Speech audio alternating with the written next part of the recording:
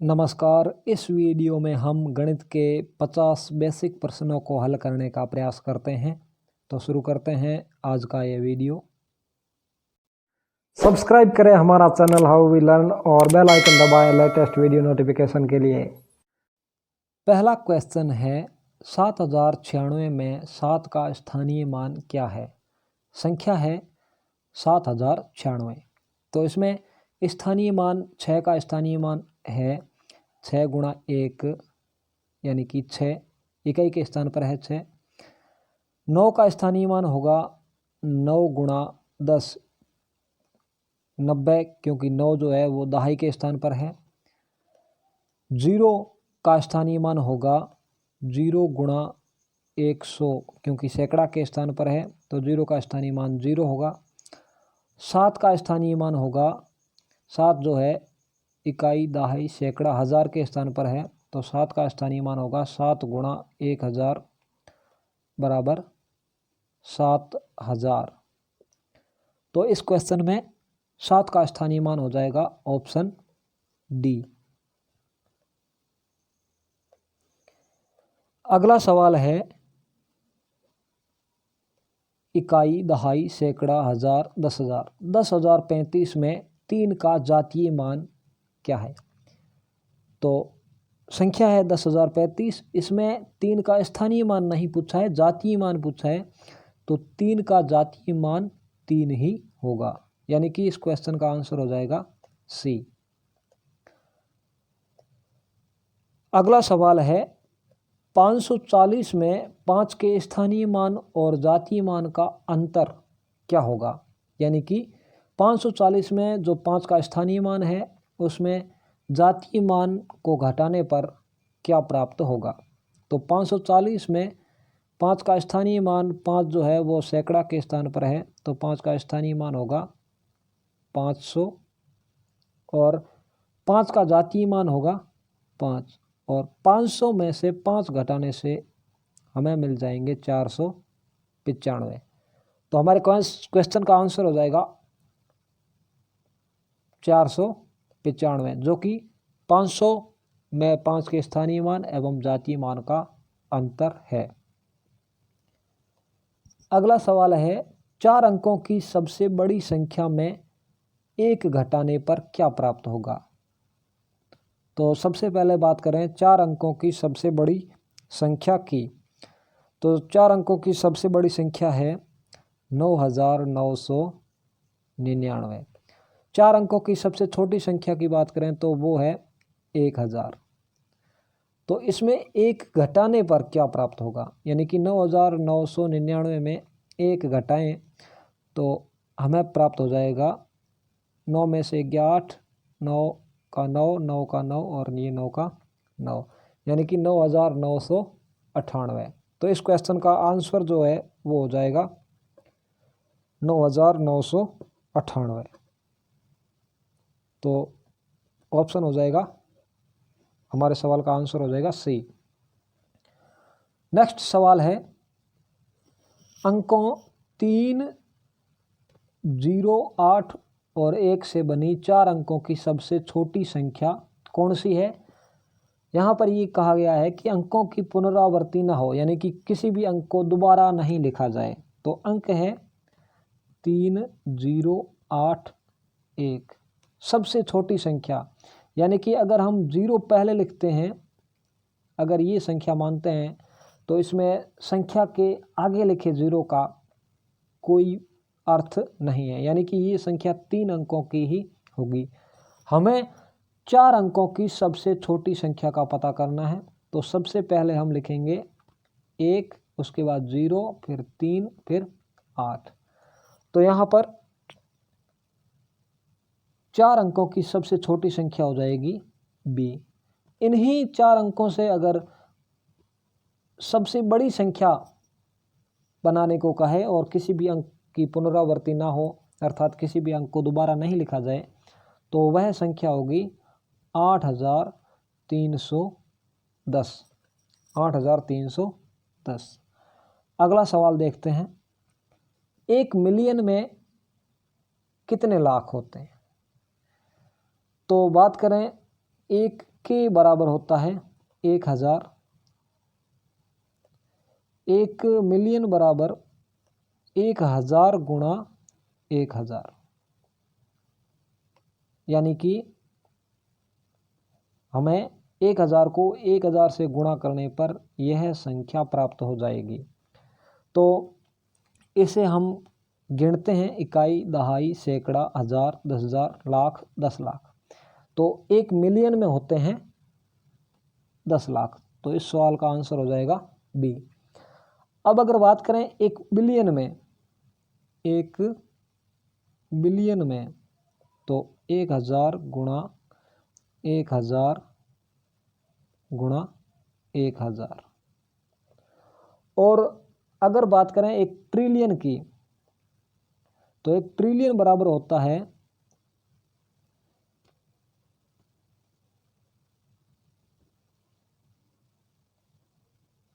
1000 गुणा 1000 गुणा 1000 गुणा 1000, यानी कि अगर इसको अगर हम हल करेंगे तो आंसर होगा यह जो संख्या है वो 1 ट्रिलियन के बराबर है। 1 किलोमीटर में कितने सेंटीमीटर होते हैं? तो बात करें सबसे पहले 1 किलोमीटर में होते हैं 1000 मीटर, और 1 मीटर में जो होते हैं वो होते हैं 100 सेंटीमीटर, 100 सेंटीमीटर। तो 1000 को 100 से गुणा करने पर हमें प्राप्त हो जाएगा 1 लाख सेंटीमीटर, यानी कि हमारे सवाल का आंसर हो जाएगा ए। 3 किलोग्राम में कितने ग्राम होते हैं? तो बात करें 1 किलोग्राम की, तो 1 किलोग्राम में होते हैं 1000 ग्राम। तो 3 किलोग्राम में हो जाएंगे 3 गुणा 1000 ग्राम, यानी कि 3000 ग्राम। तो आंसर हो जाएगा सी। सबसे छोटी प्राकृत संख्या है, सबसे छोटी प्राकृत संख्या है 1। प्राकृत संख्याएं वे संख्याएं जिनका हम वस्तुओं को गिनने में प्रयोग करते हैं। सबसे छोटी पूर्ण संख्या, अगर प्राकृत संख्याओं में 0 को सम्मिलित कर दिया जाए तो यह समूह जो है वो कहलाता है पूर्ण संख्याएं। तो सबसे छोटी पूर्ण संख्या है 0।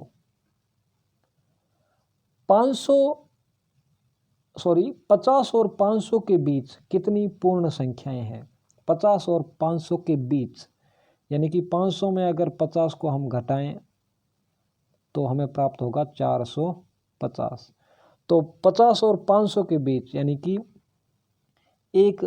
इन दोनों के बीच की संख्याएं ज्ञात करनी है, तो हमें एक घटाना होगा। तो 450 में एक घटाने पर हमें मिलेगी 449। तो 50 और 500 के बीच में पूर्ण संख्याएं हैं 449। सबसे बड़ा ऋणात्मक पूर्णांक कौन सा है? दिए गए ऑप्शनों में, दिए गए विकल्प में ऑप्शन है यहाँ पर -5, -11, -2, -1। तो इन चारों विकल्पों में जो सबसे बड़ा ऋणात्मक पूर्णांक है वो है -1। निम्न में से सम संख्या नहीं है, यानी कि वो संख्या जिसमें 2 का पूरा भाग नहीं जाता। सम संख्याएं है तो 102 सम संख्या है, यानी कि सम संख्या की पहचान है इकाई का अंक 2, 4, 6, 8 या 0 इनमें से हो। तो ये भी सम संख्या है और ये भी सम संख्या है। 405 जो है ये सम संख्या नहीं है, विषम संख्या है। तो उत्तर हो जाएगा बी। निम्न में से विषम संख्या नहीं है, यानी कि अब हमें सम संख्या खोजनी है। विषम संख्या की पहचान है इकाई का अंक 1, 3, 5, 7 या 9 इनमें से होगा। तो ये 1123 विषम संख्या है, 4097 विषम संख्या है, 5310 इकाई का अंक 0 है। तो ये जो है ये सम संख्या है, विषम नहीं है। तो इस क्वेश्चन का आंसर हो जाएगा सी, जबकि 9985 वे विषम संख्या है। संख्या 1 क्या है? संख्या 1 को क्या माना गया है? भाज्य माना गया है या विषम माना गया है? यहाँ पर जो है यह विकल्प, इसमें थोड़ी गड़बड़ी है। संख्या 1 जो है विषम संख्या भी है, तो यहाँ आप सम संख्या लिख सकते हैं इस विकल्प में। बाकी इसका आंसर जो होगा संख्या 1 जो है वो ना तो भाज्य संख्या है और ना ही अभाज्य संख्या है। तो इस क्वेश्चन में जो विकल्प दिए हुए हैं उसमें थोड़ा मिस्टेक है। जो 1 जो है वो विषम संख्या भी है, तो यहाँ आप सम संख्या लिखें।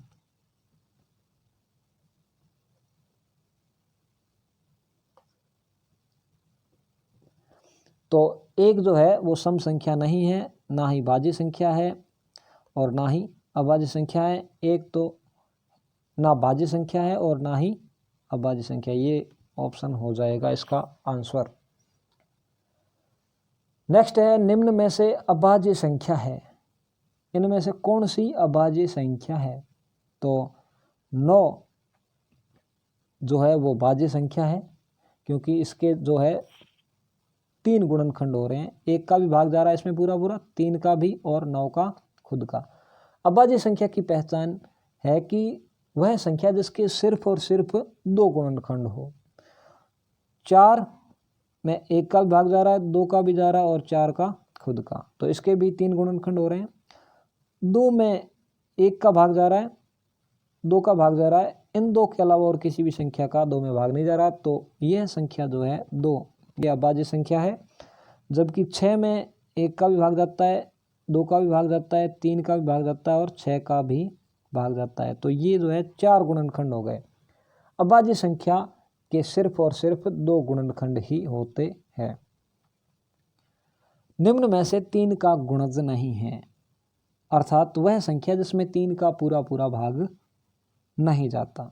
तो 15 में 3 का भाग जाता है, 36 में भी जाता है। 3 का भाजकता नियम ये है कि संख्या के अंकों को जोड़ने पर अगर उस अंकों की जोड़ में 3 का भाग जाता हो तो उस संख्या में भी 3 का भाग जाएगा। जैसे 1 और 5 6 हो रहे हैं, तो 6 में 3 का भाग जाता है, तो 15 में भी 3 का भाग जाएगा। 36 अंकों का योग 9 हो रहा है, तो 36 में भी 3 का भाग जाएगा। 57 अंकों का योग 12 हो रहा है, तो 57 में भी 3 का भाग जाएगा, या 3 का गुणज 57 है।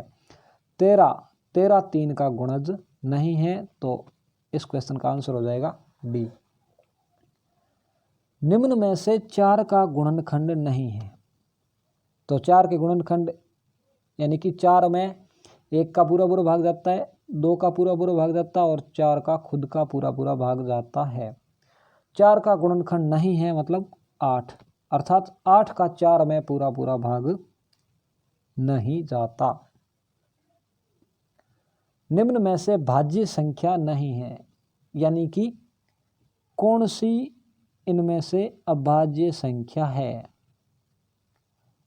तो 39 में 1 और 39 के अलावा 3 का और 13 का भाग जा रहा है, यानी कि 2 से ज़्यादा गुणनखंड हो गए, तो ये हो गई भाज्य संख्या। 97 में 1 और 97 खुद के अलावा और किसी भी संख्या का भाग नहीं जाता, तो 97 जो है वो होगी अभाज्य। तो इस क्वेश्चन का आंसर हो जाएगा 97। 81 में 1 3 9 27 और 81 खुद का, इनका भाग जाता है। तो और 91 में 1 का और 7 का, 13 का और 91 खुद का, यानी कि इनके गुणनखंड 2 से ज़्यादा हो रहे हैं, तो ये दोनों भाज्य संख्याएं हैं। तो इस क्वेश्चन का आंसर जो हो जाएगा, निम्न में से भाज्य संख्या नहीं है तो वह है 97। -5 की पूर्ववर्ती संख्या है -5, -6, -7, -4। ये संख्या रेखा बनाइए। पूर्ववर्ती -5 से पूर्व, और एक होती है परवर्ती संख्या, तो -5 के बाद। पूर्ववर्ती संख्या एक घटाने से मिलेगी, जबकि परवर्ती संख्या एक जोड़ने से मिलेगी। तो -5 की पूर्ववर्ती, तो -5 में एक घटाने पर आता है -6, तो -5 की पूर्ववर्ती संख्या है -6। ये इसका आंसर हो जाएगा। 0 की परवर्ती संख्या है 0, 1, 2, 3। तो 0 की परवर्ती, 0 में एक जोड़ने पर यानी कि 1 आ रहा है, तो 0 की परवर्ती संख्या है 1। दो संख्याएं जिनमें केवल एक ही सार्वगुणनखंड होता है, जैसे मैं उदाहरण दूं 2 और 3, तो इनका जो कॉमन गुणनखंड है यानी कि 1 का इन दोनों संख्याओं में भाग जाता है, बाकी 1 के अलावा और किसी भी संख्या का इन दोनों में पूरा भाग नहीं जाता, यानी कि इनका सार्वगुणनखंड, कॉमन गुणनखंड कहें या कॉमन फैक्टर कहें, वो है 1। तो जो संख्याएं या वे दो संख्याएं जिनमें केवल एक ही सार्वगुणनखंड होता है वो कहलाती है सह अभाज्य संख्याएं। किस युग्म में सह अभाज्य संख्याएं नहीं है, यानी कि किस ऑप्शन में, किस विकल्प में जो गुणनखंड है, कॉमन गुणनखंड, वो एक से ज़्यादा और कोई है। तो देखें 11 और 12, तो इन दोनों में एक के अलावा और किसी का भाग नहीं जा रहा। 1 और 3 में भी एक के अलावा और किसी का भाग नहीं जा रहा पूरा। 8 और 10 में एक के अलावा 2 का भी पूरा भाग जा रहा है। तो यहाँ जो है गुणनखंड, सार्वगुणनखंड हो गए 1 और 2 दोनों, तो ये सहअभाज्य संख्याएं नहीं है। 8 और 10 सहअभाज्य संख्याएं नहीं है, जबकि 31 और 33 इनका सार्वगुणनखंड एक ही है, क्योंकि एक का ही इन दोनों संख्याओं में पूरा भाग जाता है। एक के अलावा और किसी भी संख्या का इन दोनों संख्याओं में पूरा भाग नहीं जाता। नेक्स्ट क्वेश्चन है, कौन सी संख्या 3 से विभाज्य है? 3 का भाजकता नियम यह है कि संख्या के अंकों की जोड़ में अगर 3 का भाग पूरा जाता है तो उस संख्या में भी 3 का भाग जाएगा। तो संख्या है 286, इसके अंकों की जोड़ हो रही है 6 और 8 14 और 2 16। इसके अंकों की जोड़ हो रही है 4, 5, 9 और 7 16। इसके अंकों की जोड़ हो रही है 9 और 5 14 और 4 18। इसके अंकों की जोड़ हो रही है 8, 8 16 और 7 23। तो 18 में 3 का भाग पूरा जाता है, तो इसलिए इस संख्या में 3 का भाग पूरा जाएगा। 495 3 से विभाज्य है।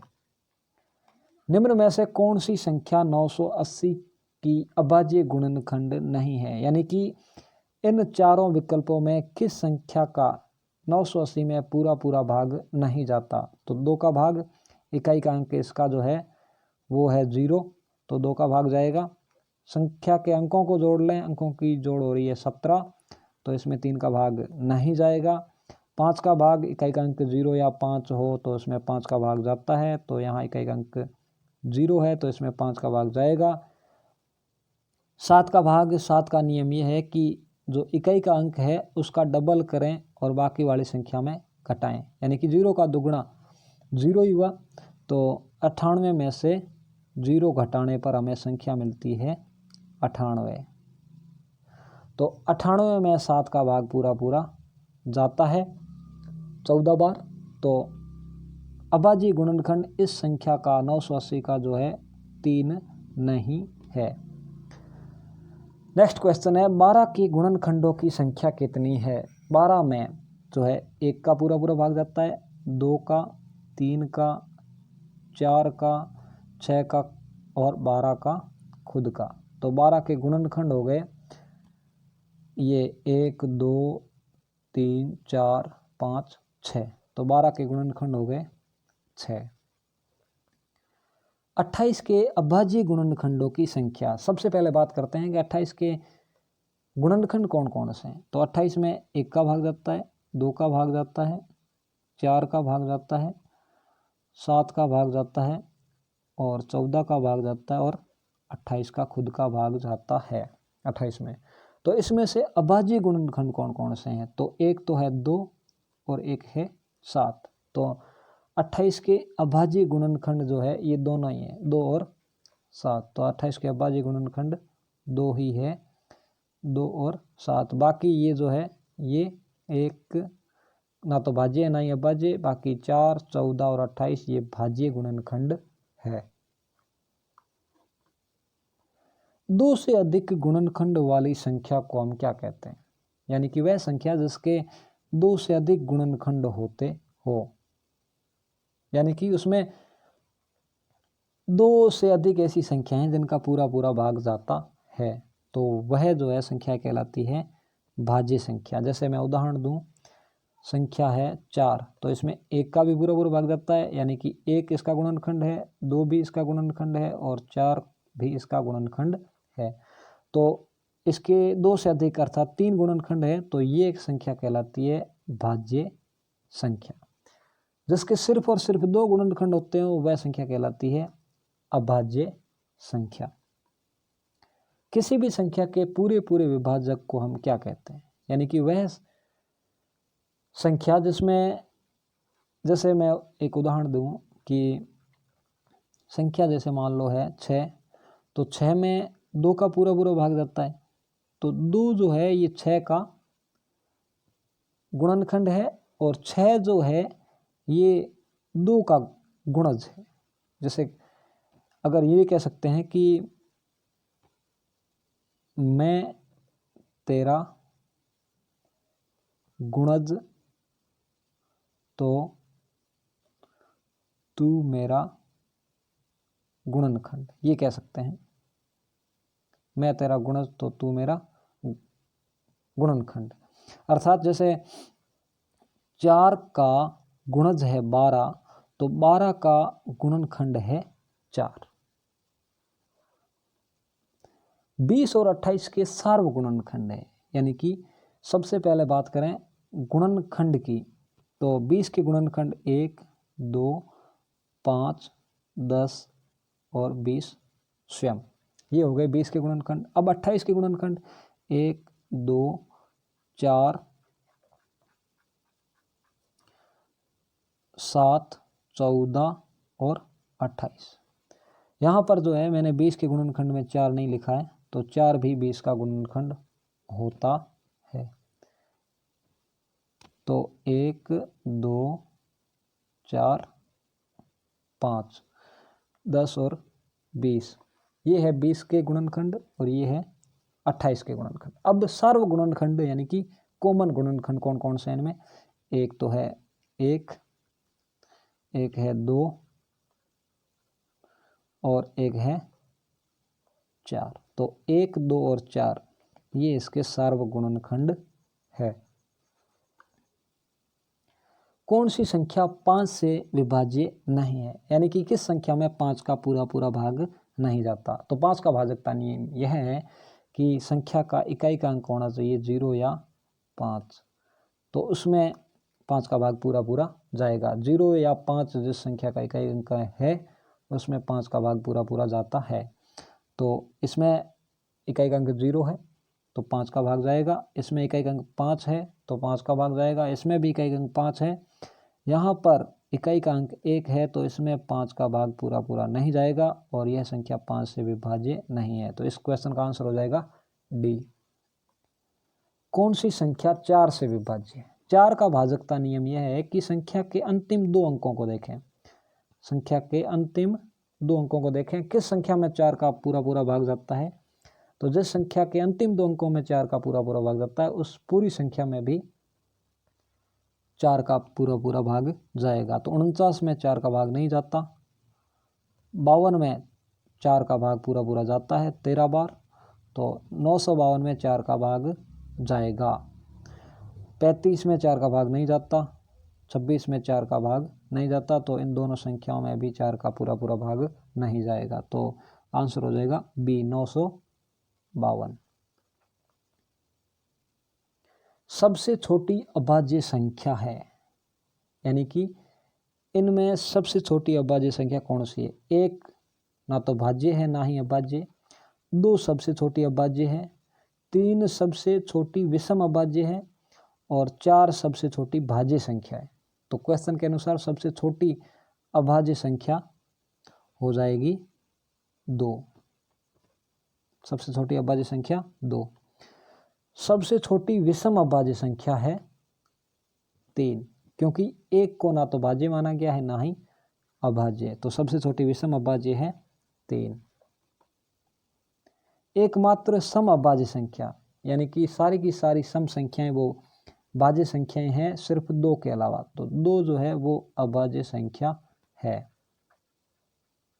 क्योंकि 12 में भी 2 का पूरा पूरा भाग जाता है, 32 में भी और 20 में भी, यानी कि 2 के अलावा जितनी भी सम संख्याएं हैं उनमें 2 का पूरा पूरा भाग जाता है। 4 और 6 का लैसेप है। लैसेप है मतलब LCM कहें ऐसे, इसका पूरा नाम है लिस्ट कॉमन, और M का मतलब होता है मल्टीपल। हिंदी में बात करें तो उच्चतम उभयनिष्ठ गुणज, यानी कि इन दोनों का किस संख्या में पूरा पूरा भाग जाता है। इन यहाँ पर जो विकल्प दिए हुए हैं, और होनी वो चाहिए सबसे छोटी संख्या, यानी कि वह छोटी से छोटी संख्या जिसका दी गई संख्याओं में पूरा पूरा भाग जाता हो, वह कहलाती है लघुत्तम समापवर्त्य, या जिसे शॉर्ट में लैसेपे कहा जाता है। तो 4 और 6 इन दोनों का भाग जा रहा है 12 में। 4 और 6 इन दोनों का भाग जा रहा है 12 में। वैसे इन दोनों का भाग 24 में भी जाता है और 36 में भी जाता है, लेकिन सबसे छोटी संख्या है 12, तो लैसेपे हो जाएगा, आंसर हो जाएगा यहाँ पर बी। नेक्स्ट है 3 और 5 का मैसेपे। मैसेपे का अंग्रेजी में कहते हैं HCF, और इसका पूरा नाम है महत्तम समाप वर्तक और हाईएस्ट कॉमन फैक्टर, यानी कि हाईएस्ट कॉमन फैक्टर, या ऐसे कह सकते हैं उच्चतम उभयनिष्ठ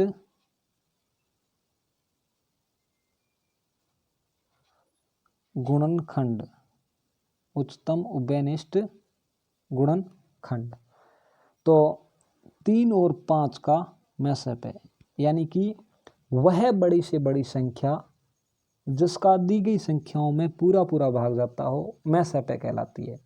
यानी कि इन सभी संख्याओं में किस संख्या का इन दोनों में पूरा पूरा भाग जाता है, तो वह है 1। तो 1 जो है 3 और 5 का मैसेपे होगा।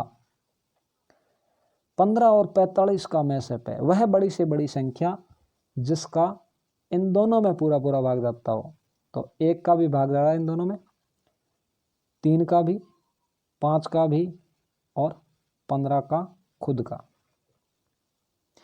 तो इनमें बड़ी संख्या कौन सी है? 15, तो मैसेपे होगा 15। 5 का वर्ग, वर्ग मतलब 5 को 5 से गुणा। जिस संख्या का वर्ग ज्ञात करना हो उस संख्या को उसी संख्या से एक बार गुणा करना पड़ता है, यानी कि 5 का 5 से गुणा 25, तो 5 का वर्ग है 25। 49 का वर्गमूल क्या है? यानी कि 49 जो है वो किस संख्या का वर्ग है, किस संख्या का वर्ग है? तो 49 जो है वो 7 का वर्ग है। अर्थात 7 को 7 से गुणा करते हैं तो हमें प्राप्त होता है 49। तो 49 का वर्गमूल कहलाता है 7। 49 का वर्गमूल कहलाता है 7। या इसे हम अभाज्य गुणनखंड विधि के तरीके से भी कर सकते हैं। जैसे 49 के हमें अभाज्य गुणनखंड करने हैं। 7 का भाग जा रहा 49 में 7 बार चला गया और 7 का 7 में 1 बार, तो 2 2 के जोड़े बनाते हैं। तो एक जोड़ा बनाए और जोड़े का एक अंक 7, तो इस 49 का वर्गमूल हो गया 7। निम्न में से पूर्ण वर्ग संख्या नहीं है। जैसे ये 100 जो है ये 10 का वर्ग है, 36 जो है ये 6 का वर्ग है, 81 जो है ये 9 का वर्ग है, जबकि 63 जो है ये 7 गुणा 9, यानी कि यह वर्ग संख्या नहीं है। या इसे हम अभाज्य गुणनखंड के तरीके से भी कर सकते हैं। अभाज्य गुणनखंड विधि से इनके गुणनखंड करें और 2 2 के जोड़े बनाएं। तो 63 में जो है सबसे पहले 3 का भाग जा रहा है 21 बार, फिर 3 का भाग जा रहा है 7 बार और फिर 7 का भाग जा रहा है 1 बार। यहाँ 3 का जोड़ा तो बन गया लेकिन 7 का जोड़ा नहीं बन रहा है, इसलिए जो है 63 जो है वो पूर्ण वर्ग संख्या नहीं है। 3 का घन, किसी संख्या का घन ज्ञात करने के लिए हम उसे 3 बार गुणा करते हैं। जैसे 3 का घन ज्ञात करना है तो 3 का 3 बार गुणा, तो 3 तिया 9 गुणा 3 यानी कि 9 तिया 27, तो 3 का घन हो जाएगा 27। 125 का घनमूल, तो वह संख्या जिसका घन 125 है उसका पता लगाना है। तो अभाज्य गुणनखंड के तरीके से भी कर सकते हैं। 125 में 2 और 3 का भाग नहीं जा रहा, 5 का भाग जा रहा है, 25 बार चला गया, 25 में भी 5 का भाग 5 बार और 5 में भी 5 का भाग 1 बार। तो अब जो है वर्ग में हम वर्गमूल निकालते समय हम 2 2 के जोड़े बनाते हैं, 2 2 के समूह बनाते हैं, 2 2 के युग्म बनाते हैं, जबकि घनमूल निकालते समय हम 3 3 के युग्म 3 3 के जोड़े बनाते हैं। तो इस जोड़े का एक अंक यानी कि 125 का घनमूल हो गया 5। 125 का घनमूल हो गया 5। निम्न में से पूर्ण घन संख्या नहीं है। तो 27 जो है ये 3 का घन है, 64 जो है ये 4 का घन है, 8 जो है ये 2 का घन है, जबकि 49 पूर्ण घन संख्या नहीं है, यह पूर्ण वर्ग संख्या है। तो इसका आंसर हो जाएगा डी। 1.2 गुणा 5 का हल क्या होगा, यानी कि 1.2 गुणा 5। पहले हम दशमलव हटाएंगे, अर्थात दशमलव के बाद यहाँ पर जो है एक अंक है तो दशमलव हटाने पर हम भाग दे देंगे 10 का। तो दशमलव हटा दिया और भाग दे दिया हमने 10 का, तो 12 पंजे 60/10 यानी कि आंसर आ गया 6। इस तरीके से भी हम कर सकते हैं या सीधा गुणा करें। जैसे 1.2 गुणा 5, तो 5 का 2 से गुणा 10 हासिल 1, 5 एकम 5 और 1 6। यहाँ पर हम ध्यान से देखें दशमलव के बाद एक अंक है तो इधर इकाई की दिशा से एक अंक के बाद हम लगा देंगे दशमलव, तो हमें प्राप्त हो जाएगा 6.0। तो इसका आंसर हो जाएगा 6.0। जैसे अगर सवाल इस तरह का हो कि 3 को 0.05 से गुणा करें, तो पहले तो हम सीधा इसका गुणा कर दें। 5 का 3 से गुणा 15, गुणा का निशान, 0 का 3 से गुणा 0, अब इसको जोड़ दें 15 आ गया। अब यहाँ पर तो दशमलव नहीं है लेकिन यहाँ पर दशमलव के बाद 2 अंक हैं तो इधर इकाई की दिशा से 2 अंकों के बाद दशमलव लगा देंगे, तो यहाँ पर दशमलव आ जाएगा 0.15। तो इसका हल हो जाएगा 0.15। 0.15 कहें या 0.15 कहें, दोनों का अर्थ एक ही है। 3 में 3.03 को जोड़ना है। तो जैसे मान लो 3 को लिख दिया 3.00 और 3.03 को इस तरह से लिखना है, यानी कि हमें इकाई के नीचे इकाई का स्थान, दशांश के नीचे दशांश का स्थान, और जो शतांश है यहाँ पर ये 3 जो है ये शतांश के स्थान पर है, जबकि 0 है दशांश के स्थान पर। तो अब हम इसे जोड़ सकते हैं, 3 का 3, 0 का 0 और 3 और 3 हो गए 6, यहाँ पर ये दशमलव, तो आंसर हो जाएगा डी 6.03। 27 भाग 100 यानी कि 27 का 100वां भाग, 27/100। तो इसे हम भाग दे के भी समझ सकते हैं। 100 का 27 में भाग,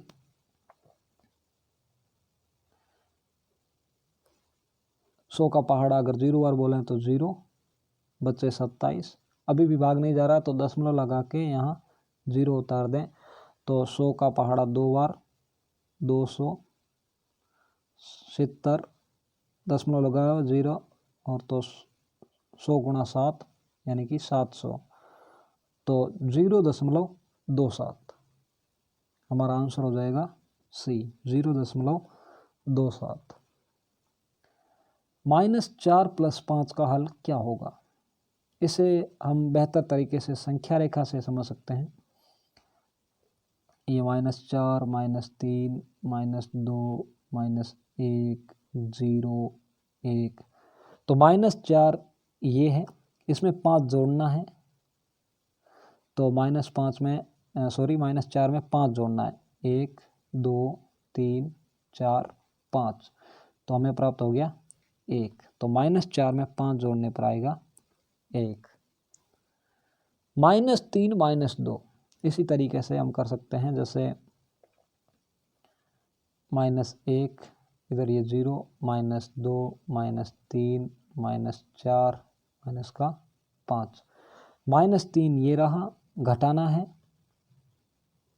तो -3 में 2 घटाना है, 1 और ये 2, तो -3 में 2 घटाने से हमें मिल गया -5, तो इस क्वेश्चन का आंसर हो जाएगा बी। तो इस तरह से हमने कुल 50 जो है बेसिक गणित के सवाल हल करना सीखें। धन्यवाद।